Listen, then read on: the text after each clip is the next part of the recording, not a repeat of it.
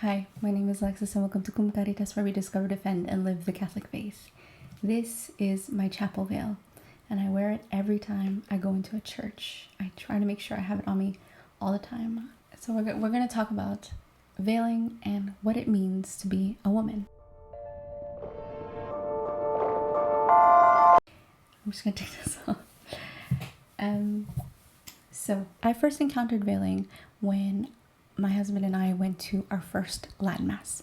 I talk about that in my Latin Mass video. It was the first time I had ever seen women veil. I remember distinctly going in and seeing the women and the men, and clearly distinctly women and men, because all the women were veiled or they had some sort of hat to cover their head.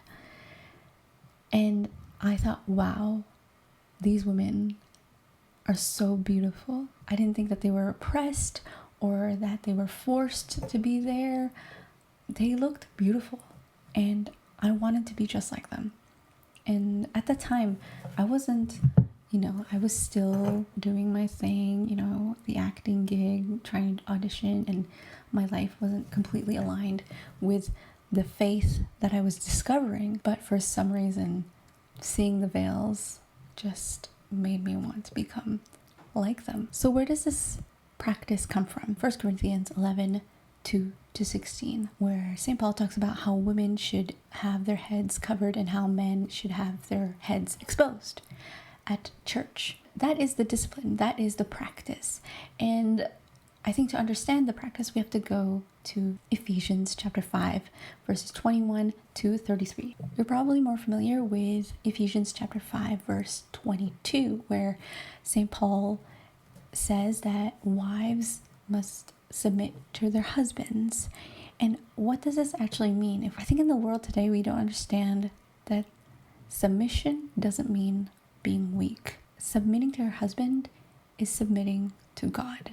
And let me explain before you go crazy. Let me just talk a little more about women and our role. Men and women are equal in the eyes of God, but women have a special relationship with God in the sense of creation. So here is some perspective for all you women out there.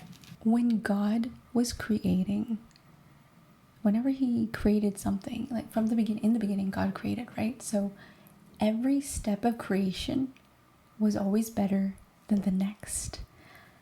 And so, God created the sun, the moon, the stars, the earth, the animals, etc. And then he comes to man and he creates Adam, right? He creates man. But then after he creates man, he creates woman. And that is, like I said, whenever God created something, it was always better than the last thing he created. So you have Eve, and then you have the pinnacle, the most amazing creation, which is woman. And that is something I didn't really think about. Another thing, God chose a woman, Mother Mary, to be the co-redemptress of man. I'm going to touch on that a little bit more, but he picked a woman, not a man. Yes, Christ is the only mediator for our salvation, but it is through the yes of Mary that we are able to be saved. Touch on that a little bit more. And another thing that is super, super cool, super interesting. God chose woman to be his vessel for creation. And that's just mind-blowing. As women, we have this special role, this special thing in us. We have a womb. And the womb is a thing that holds this life, this new life he chose to create in us. And that is such an honor. It is unfortunate that there are women out there that do away with this sacred life that we are given to take care of. But I think we just need to realize that we as women, we have this special thing in us that holds an eternal soul at conception. When that child is conceived, from the very beginning, you are holding an eternal soul. I remember when I was pregnant with my second child, my daughter, I had my first appointment with my midwife. I mean, my daughter was too small at the time, and so she was just looking for a heartbeat. And she found my heartbeat and then her heartbeat at the same time. And she said, isn't that wonderful? So that this is why I'm a midwife. I love hearing two heartbeats at once. Anyway, you are holding an eternal thing in you when you're a mother. And God chose you to hold that eternal being and to take care of it. And he didn't choose man. So just think of that in perspective. People always say that, oh, Christianity in general, and especially Catholicism, it's so misogynistic. It's so anti-women. I'm sorry, but you are the pinnacle of creation. God chose you to hold eternal life in you, to bring forth eternal life to the world. And he chose a woman to be co-redemptress. Women are so special in the eyes of God. Let me go back to the submission, especially in particular the submission of Mary. We all know the story of the Annunciation when the angel Gabriel comes to Mary and announces that she is going to be the mother of God. But I think we have to remember that she had to accept that. She had to say yes to that. It wasn't just God's will and then her free will was done away with. No, she had the free will to say yes or no to the will of God. And she chose yes. This is so important. In doing this, she put herself into full submission to the will of the Lord. Through her, Jesus was born, and it was thanks to her saying yes. She cooperated with the will of God. She said yes. And that is how we as women must be. We are to imitate Mary. We are to imitate the church. The church holds its members, protects the members, just like a mother. And that's what women are supposed to do. There's this wonderful book I just finished, and I wish I had read it before. Eternal Woman by Gertrude von Lefort. It's beautiful. It is a perfect book. It is a perfect book. I urge all women to read this book. It will give you a greater understanding of what it means to be a woman, veiling, Mary, everything. It is beautifully written. She reminds me of Dr. Anthony Esolen. Why did you use that image, Mr. Paul? Oh, well, I don't know. It just sort of flowed, Does it make any sense grammatically? That's not poetry. The way it's written, she's very smart, and she is also poetic, and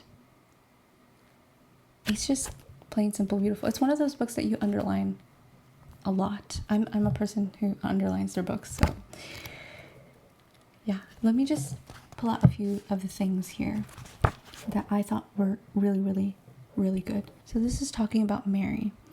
Her human likeness in its psychological details is inaccessible to every historical critical method, to the most understanding interpretation, even to the most ardent love. It rests veiled in the mystery of God. It is veiled, however, for the express purpose of disclosing itself in its religious significance. For on earth the veil is the symbol of the metaphysical. It is likewise the symbol of womanhood, and all great forms of woman's life show her as a figured veil. This makes it clear why the greatest mysteries of Christianity entered the world of creation, not through man, but by the way of the woman. Women's heroic hour, unlike that of man, is not the revelation of an action that is visible at long range. It fulfills itself rather in deepest retirement. As the woman giving birth carries life on into endlessness, so in her capacity of nurturing and sheltering life, she injects into time an element of eternity. And that's what I mean when you give birth, when you have this human being inside you, it is not just a human being in this life. Their soul is for all eternity. And that is amazing that God gave us this special thing, power. So this is why women can't be priests. Here lies the most fundamental reason why it was fitting that the priesthood was never entrusted to the woman. It is the same reason that determined St. Paul to require that the woman be veiled when attending religious service. The priesthood could not be confided to a woman, for thereby the very meaning of woman in the church would have been annihilated. A part of the essential nature of the church, of which woman is symbol, would likewise have been annihilated. St. Paul's request does not indeed represent a custom dependent upon temporal conditions, but it portrays the demands of the supratemporal church upon woman who, in her religious significance, is timeless woman. The apostolate of silence means that woman is called upon above all to represent the hidden life of Christ in the church. There's this obsession today that we want women to be completely equal to men, and I mean everything, like being strong, just as strong, the same temperament, the same jobs, the same way of clothing, everything. And then this sense of being a woman is completely gone because it just gets mixed in altogether. And I think that's what I love about this, about veiling. So veiling, it shows the world, it is a proclamation to the world that I am a woman, I am different than that of a man, I'm not a man. And in a Catholic's perspective, when you see a woman veiled, it reminds you that God is here, that she is a special vessel created by God. She represents the church. The church is visible and it is here. I always talk about this. It reminds us of the supernatural. The invisible is made visible through this. You know, during Passion Week, when all of the statues and images and everything is veiled, you have this sense of like, wow, okay, because everything is veiled, there's a sense of the sacred becoming even more sacred because it is hidden. And the reality of the sacred, the holy, the supernatural becomes even more real. And that is the same when you veil. You are showing the world that you are a woman and that you hold life in you and that you are the church. You are imitating the church. You hold its members inside of you and you are its protector. Even just putting this on and having this around, my face and having it here, you have this sense of direction that's just straight. It helps me not be distracted by everything else. It humbles me. This act, this gesture right before going into church of just doing this reminds me that I am in God's house and that He is here and I should humble myself before Him. One of my favorite scenes in the Passion of the Christ is when Mary Magdalene, she has this simple gesture. She takes her veil and she puts it on because she knows what has just happened requires extra reverence. And we are, as women, submitting to the will of God, handing everything to the will of God. We, women, are not weak. And silence can be much more powerful than screaming out loud. So as women, we have to remember that our role is not to be in front of everybody and getting glory that way. our glory is hidden, but it's just as important.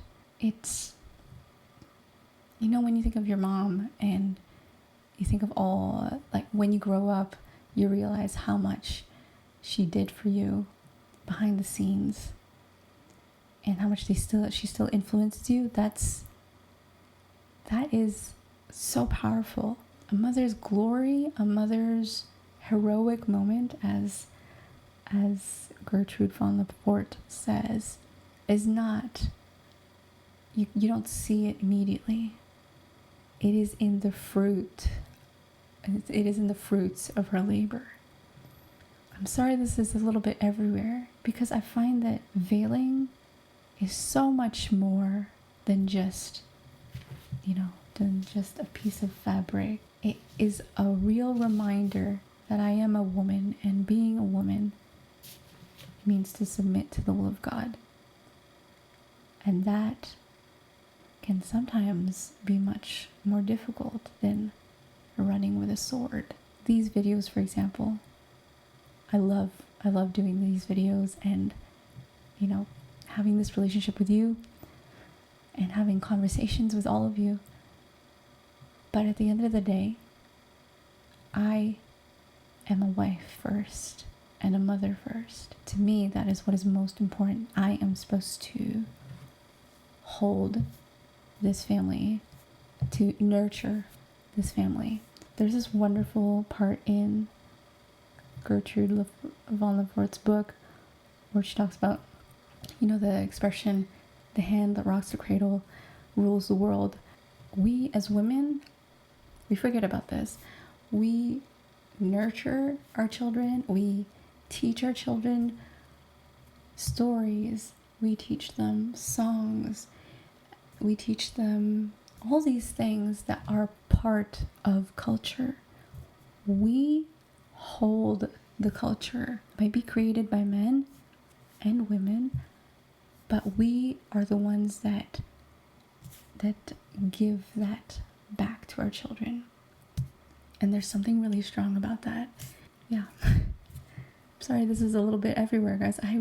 It's just I think it's just more, veiling is just more than just veiling. It really is. But I really wanted to share this because veiling has really helped me become a woman. When I was converting into the church, I was already becoming pretty feminine, because I think at one point or another you realize that what the world is telling you you realize you are not. It's always telling you the opposite of what you actually are. And I knew that I wasn't that I wasn't some, weak woman that needed to be loud and be exactly like a man. No. And don't forget, your husbands are supposed to love you as Christ loved the church. He's supposed to die for you. That's a lot. We have different roles. And it's a great reminder for everybody that God made man and woman. And the wonderful thing about imitating Our Lady, remember, she is the closest person to God. She is the closest person. She gave birth to Jesus. And to imitate her brings you closer to her son, to Jesus. It does not take you away from her. So ladies, I call you to embrace veiling. No, it's not obligatory, but through this discipline of wearing the veil, you'll learn what it is to become a woman. It's just like when people say, if you want to do something, if you want to learn something, you just do it. It's the same. The more you do it, the greater understanding you get. So embrace the veil, proclaim to the world that you are a woman and that you are strong and that you are a bearer of life and a nurturer of life. You are the instrument in God's hands, and you just gotta surrender yourself to that. And trust me, He will bless you, and He will support you in all the trials and tribulations that may come. you will become stronger. Remind everybody that at church, at the tabernacle, that is God. That is Jesus. His body, blood, soul, and divinity is there. So, ladies, embrace it. Embrace the will of God by surrendering yourself, submitting yourself to Him. Submission does not mean weak. Not at all. Just a quick thing. Veiling is not I am holier than thou kind of practice. Ew. It really is to humble yourself before God, to recognize your role in the church, and that is to be like the church. Practical things. I bought this a long time ago. I bought this on Etsy, if you're wondering. I'm not sure if the seller is selling them anymore, but I know there's a famous one that everybody talks about, Veils by Lilies. I've never bought anything from them, so I don't know, I can't say. But you can just try a scarf at first, a normal scarf. I have an infinity scarf that I wear as a veil during the winter, just because it's, nice and warm. So let me know in the comments if you veil or if you're thinking of veiling. And for the gentlemen out there, what do you think when you see a woman veil at church? Does it help you? Let me know in the comments. Anyway, guys, thank you so much for joining me, and I'll see you next time. God bless.